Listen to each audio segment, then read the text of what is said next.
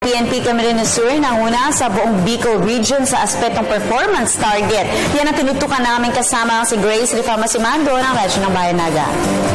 Epektibo ang mga estratehiyang ng PNP Camarines Sur Command pagdating sa paglaban sa mga kriminalidad. Ito ang naging basihan kung paano ang CAMSUR PNP ay nanguna sa aspetong performance target achievement.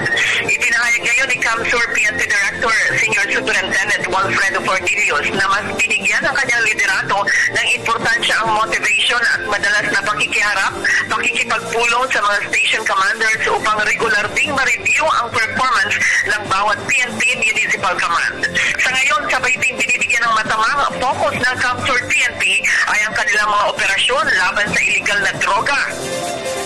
Ang aspetong umano ang mas importante ay kay Superintendent Fornilius, kailangang mabawasan ang mga gumagamit ng bawal na gamot upang bumaba din ang demand. Oras na humina na ang bentahan, babalik na sa matinuhan at buhay ang mga nagtutulak ng bawal na droga.